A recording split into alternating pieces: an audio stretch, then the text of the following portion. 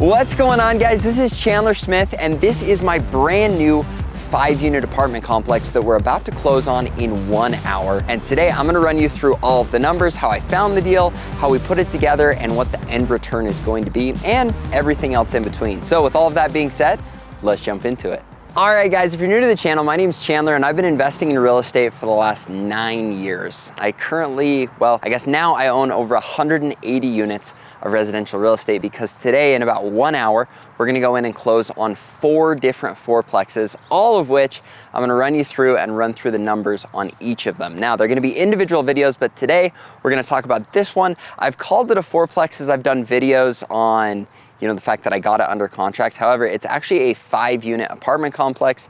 It was just easier to say I bought 4 units when the reality is I bought 3 4 units and 1 5-unit. That actually isn't that hard to say, but now you know. So this is a 5-unit apartment complex. We're gonna show you inside. We're gonna run you through how I was able to get it under contract, negotiate with the seller, and end up where we're at now. All that I ask you to do is remember to smash the like button, subscribe to the channel, and hit the little bell. And with all of that, let's jump into it. All right, guys, the first thing that makes this property kind of unique is these garages in the back. You can see there are 5 individual garages that come with each of the units. This actually adds quite a bit of value to each of the units when it comes to being able to rent them for hire. And we're still determining, depending on which tenants we have in now and which tenants will be there in the future, on whether we're going to rent them with garages or rent the units and then rent their garages individually. Because right now, none of the garages are actually rented out to the tenant. The previous owner was using all of them. The other thing that's kind of unique about this property is there is a ton of land over here. So they own all the way to that road back there. And if you see, it's got these 2 massive apple trees. For value add, I'm thinking of moving these for 2 reasons. First reason, because I would love some full-grown apple trees at my new house. Second reason is the tenants aren't really maintaining them, using the apple trees. This would give more space, and with how big this is, there's actually land to build a smaller home or duplex or something on this spot over here. So that's another opportunity for value add in this specific property. All right, I wanted to point this out. One thing I love about this is it isn't a 5-unit apartment complex that's been transitioned. It originally was made to be a 5-unit apartment complex. It just makes it very simple with utilities to have the tenants' names in all of the utilities, everything divided, and no weird renovations to be able to get it to a multi-unit property. It was built as a 5-unit property. The other thing I love about this property is it's not very far from where I grew up. And this canal, if you hop in and float down a good 10, 15, 20 minutes, you end up at my house. So it's really cool because this property is on the same canal that my new house is located. It's a really great area.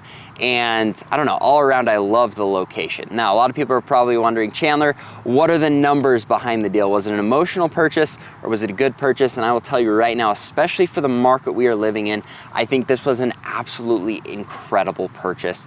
Let me explain why. A couple of months ago, I was really having a hard time finding good deal flow. Now, the biggest reason for this is everyone knew interest rates were going up, so anything that hit the MLS, I felt like every investor was all over it. Stuff was going for hundreds of thousands of dollars above what I believe it should have gone for. So naturally, I called up my buddy Ryan Dossie and I said, Ryan, I need to send out some more mailers. Now, if you follow my channel, you know I've done multiple batches of these mailers. Every time I've done them, they've been extremely successful. And this time was unique because I didn't really want to field the calls. In the past, I've taken the calls from mailers and gone through that whole process, but I didn't want to put together my own team to do it. All of my sales reps are out working, knocking doors, selling pest control, but I really needed to find good deals. So I called up Ryan and I said, dude, here's my situation. Can you hook me up? He said, Chandler, crazy enough, we just started a call porter system, which is where they'll field the calls, go through, find the qualified sellers, and then send them to you in an email with all of the details. Now, I was pumped out of my mind about this because now Ryan's going to look for all of the properties with equity in my area. He's gonna create the mailers, he's gonna handle the phone calls, and then just send me the qualified sellers. And that's my favorite part anyways. I love talking to the people that really do wanna sell and that have good equity in their place and have some flexibility on price. I would say I probably talked to 15 people, and out of the 15 people I talked to, I got 4 deals under contract. One of those sellers had 2 properties, 2 different fourplexes. Well, this 5-unit, and then another 4-plex, and then there were 2 individuals that had 2 separate 4-plexes in other locations that we'll show you videos in the future. But I was just flabbergasted because I put in such minimal effort, and then I found very good properties with very motivated sellers. Now, this seller was absolutely awesome. The only problem was they haven't increased rents on these units in probably about 15 years. Now, this means there's a great opportunity for a win-win for both of us. They have awesome tenants in these units, but also they've been at the same rents forever. So just being honest with you, the rents they're at right now are less than half what the market rents should be on this property. That does a couple things. First of all, they come to me and they say, Chandler, we want to sell this property. We want to get top dollar, but the rents are terrible. And I say, look, the rents are really, really bad. I can't pay you top dollar because there's a ton of work that goes into increasing rents and dealing with the tenants and going through that whole process. That's why you guys haven't done it in 15 years. So let's work. We'll find something that is a great deal for you, especially considering where your rents are at, but also a great deal for me. We don't have to deal with a realtor. It should be a win-win for both of us. So we went back and forth. They originally came to me and said they wanted to sell this unit for $620,000. We went back and forth multiple times. I would say if rents were where they were supposed to be on this property, they probably should get $620,000 to $650,000. However, after going back and forth, I got them down to $555,000 for this 5-unit apartment complex that I'm hoping will have 2 bedrooms, 1 bath in every unit with a garage for each unit as well. So after the back and forth, we did our inspection, we did our due diligence on all the rents, we made sure that the numbers work. And this specific property, with what I believe I can get rents to, should be able to get just about a 10% cash on cash return. The only thing that's a little up in the air is I'm not completely sure how the garages are going to go out. If we were renting them with the garages attached, we should be pretty clean at a 10% cash on cash. We might have a little bit more than that if we rent the garages individually and we can get a premium for the units, but we're gonna kind of have to play with that. Now, one of these tenants is still on a lease. Everyone else is month to month, which means we can increase rents whenever. What our plan is to go and talk with these tenants and say, look, this is where market rents are. If you leave, this is what we're gonna rent it for. However, we're gonna give you a discount, but we do need to increase rents. So you're gonna be, $100, $150 below where we're gonna rent them if you leave, but we do have to increase rents. This is always unfortunate, not necessarily my favorite thing to do, but it's also part of it when you pay a premium for a property where rents are really low. But the other thing is the deal they'll get on these units is way better than anything else they're ever going to be able to find in town. And they've cleaned house for years at a discount. Now, this is one of the things that I do where those people out there following the channel, they do give us a little bit of flack, but I don't feel super bad, especially considering that we just got the tax notices this year. Not only did I pay a premium for these properties based on where rents are at, but because property values have gone up so much, landlords, homeowners, and everybody is getting absolutely worked over with how much property values are getting assessed at right now with taxes. And so in order for this business to work, you've got to be in a place where you consistently raise rents. And when you're buying a property where rents are very low, that's one of the first things you have to do to make sure that the property works. If I didn't increase rents on this property, I would be pretty much break even on the property after paying my expenses. So any increase we do is just going to get us to the point where we can actually be profitable for this property. All right, guys, I'm sure you want to see the inside of the properties. I can't go in today because all the tenants are in there. We didn't plan something.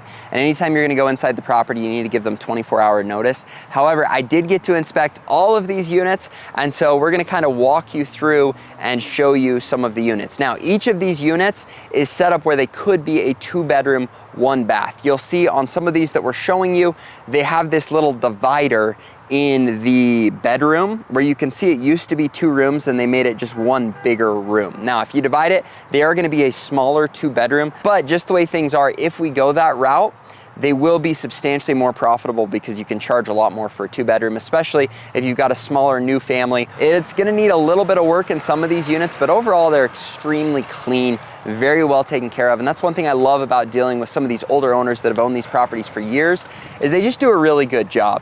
You can see the grass is well maintained, the property overall is well maintained. One of the first things I'm going to do though is get my people out here. We're gonna make sure that the grass looks flawless, get all the weeds gone, rip them out of the flower beds, put down some weed barrier, get in some bark, and just make it that much more elevated of a property. Same with all the little things we're gonna do inside. You can also see this is some video of the laundry room. We can really get that fixed up, but it's awesome. 5 units, they've got the laundry room in here that's shared, and I'm just pumped out of my mind about this property. All right, guys, that's how I went through the whole process, and I know it sounds extremely simple, and overall it is. As long as you know how to negotiate, you know how to do your due diligence when it comes to the number side, the inspection. The one thing I didn't talk about is negotiating financing. I was able to get some incredible financing at 4.25% interest rate on a commercial loan, which I was pumped about, and that was right where I needed to be able to make all of the numbers on this property work. Once you've been able to go through that process, then you just make sure everything is done correctly, you fill out paperwork, and you wait until you get to closing day. Once it closed, then you get your management company out here, you make sure that they know where the rents need to be and what our process is for raising to that point. And hopefully you're working with a management company that knows that all on their own. Once everything's set up, you're ready to rock and roll. We close today, and then I'm just gonna let this property free to my management company so that they can do their thing. With this process, it is simple, but if you don't know all of the intricacies of it, you can really get worked over, overpay for a property. And so that's why I've made this channel. Hopefully it helps you a ton to go through the process. And if you want to get more in-depth information, I've also created a course. The link is down in the description. And there's lots of fun stuff that we just added to the course. So that might be worth you checking out as well. Once again, if you enjoyed the video, make sure remember to smash the like button, subscribe to the channel. I'm gonna look forward to seeing you in the future videos. Thanks, guys.